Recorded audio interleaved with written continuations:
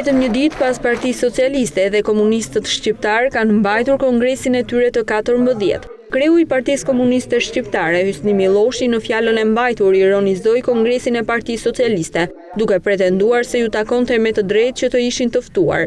Hysni Milloshi akuzoi opozitën për humbjen e zgjedhjeve të 8 majit. PKSH ndodhet brenda ligjit, sipas gjitha ligjeve të Evropës, jo sipas vullnetit demokratë socialist që dikur na nxorën jashtë ligjit.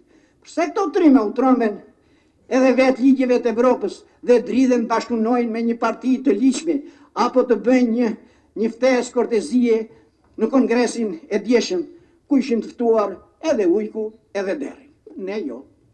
Sali Berishin e ngritën pushtet ata dhe jo ne. Me Sali Berishin u bashkuan ata dhe jo ne.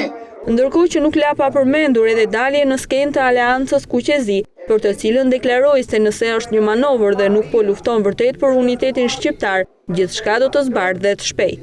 Zhvillon manifestime deri në Amerikë dhe shqitet se po lufton për kombin në unitetin kombëtar. Në qoftë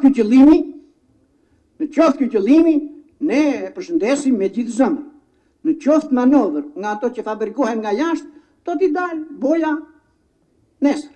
Lëvizja Kuqezi tjetë ashtu siç paraqitet, mund të themi se metropolet si i veshin lëvizjet me maskat ndryshme, herë edhe kombëtare, për qëllime që e din ata, duan t'i përdorin si dikur përdorte Patriarkana Shën Kozman me petpetar, ndërsa qëllimi i cilit ishte në të vërtetë përhapja e shkollës greke dhe greqizimi i gjysmës Shqipërisë në shkumbin e poshtë. Në kongres u bën publike objektivat për të ardhmen, midis të cilave kryesorja është kthimi në një faktor politik dhe në zgjedhjet e 2013-s kjo parti të jetë në parlament.